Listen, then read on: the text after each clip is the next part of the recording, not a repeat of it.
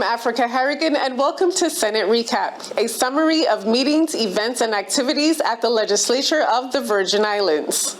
On January 8th, leading up to the oath of office ceremony on St. Thomas, lawmakers, their families, and the public attended ecumenical services territory-wide.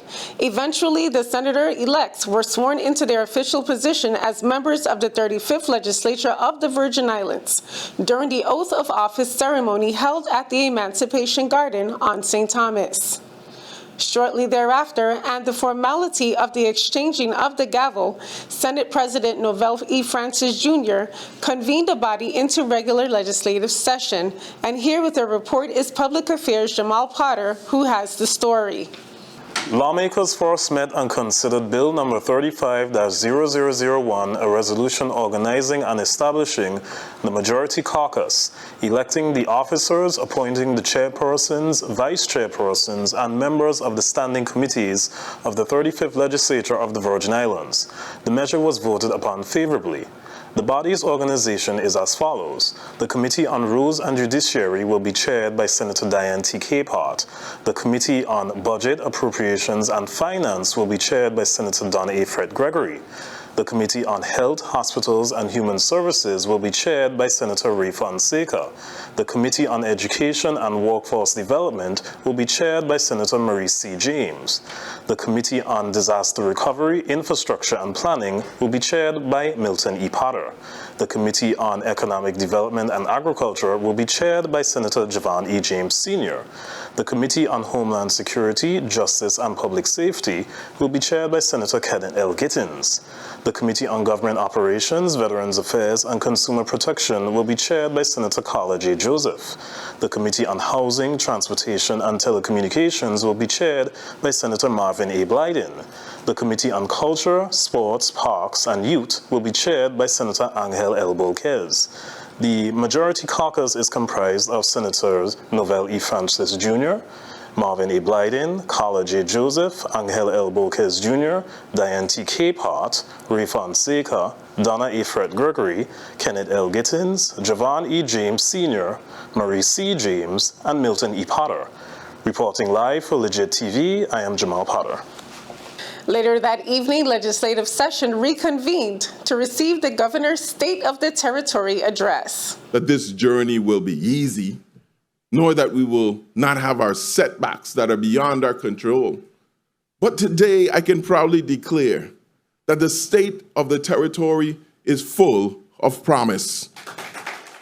Afterwards, senators expressed their thoughts on the governor's speech on Legit TV's Senate Reactions. I certainly think that there are other areas. I was a little taken back that he didn't mention anything about the Lime Tree Bay or Port Hamilton, because obviously that is a concern of individuals, whether or not we're at the stage that we're going to be opening the Port Hamilton, which will be another revenue source, or if in fact, we have to do away with moving in that direction. But it's evident, and I totally agree that we can't continue to put all our eggs in one basket, and we have to diversify our portfolio. So I'm in agreement in terms of some of the revenue generating initiative that you intend to undertake moving forward. And there are several areas that he could have expound more on. In my opinion, I'm housing all day and night. I believe he could have expand more on our housing crisis, our housing issues, and also mental illness and our seniors. Could expand more on that, but he touched many areas, and he touched some of those areas also. But nonetheless, I think it was a pretty good speech, and like I say, was very optimistic in my opinion. All right. I thought the governor's speech, his tone was very optimistic and robust and energized as usual. And I was really grateful to hear a lot of the good work that has been done, and what he is willing to do is again work with the 35th Legislature of the Virgin Islands and work with all of us in general to move our islands forward. I'm pleased with much of the information imparted on us this evening. Of course, there were maybe one or two crucial St. Croix matters that I wanted to hear a bit more about, which were the JFL North firm opening date, and I wanted to hear something on the refinery, but we didn't hear anything much on the refinery. However, much of what was imparted this evening, I was moved by the statements. I think the governor's speech was big on promise. And, we have a lot to look forward to as Virgin Islanders.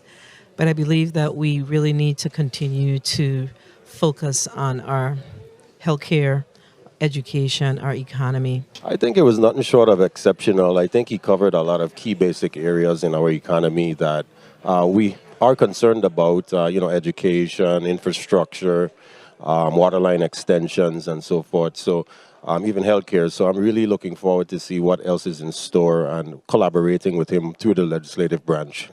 I was motivated by the governor's speech. The governor talked about an array of challenges that we had within the last 4 years, and I think he addressed all of them.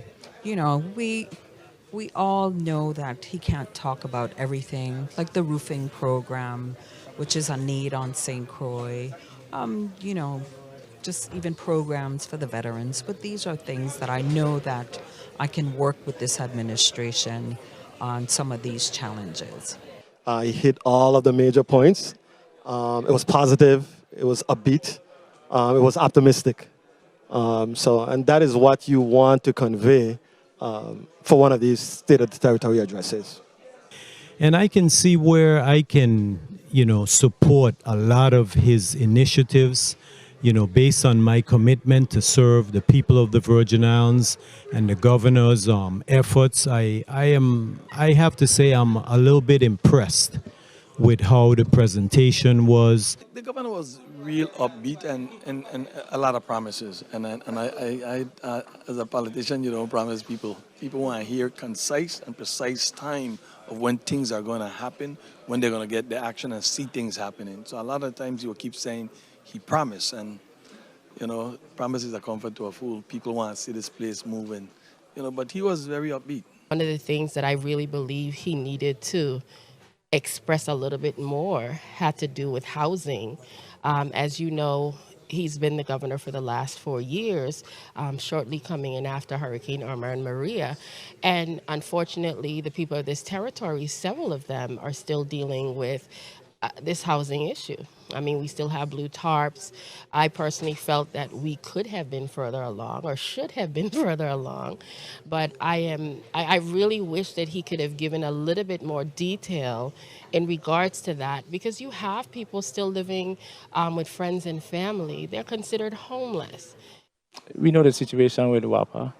And I know he did mention WAPA and the hard work that is happening there with WAPA, but we all know that we're subsidizing WAPA right now, and we all want to know, okay, when will be that cutoff point? And when we do cut off, what will we supplement that with? So there must be some continuity, but overall, A-.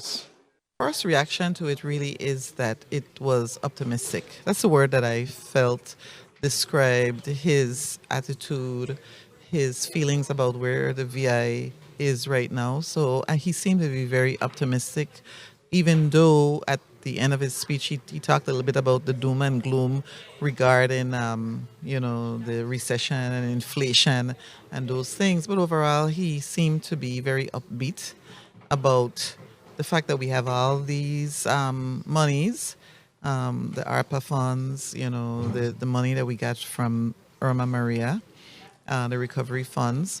In other news at the Senate President Francis sat down with Legit TV's very own Alvin Baptiste and talked about some of the plans for the 35th legislature. So there's some critical projects that's on the table right now that have been around for quite some time. I just mentioned about the JFL North. We want to make sure that that's followed through. The governor commit that we'll be getting that open in March. We want to make sure that happens. That's just a small excerpt of this Legit special entitled Through the Chair. This concludes this episode of the Senate Recap. I'm Africa Harrigan for Legit TV.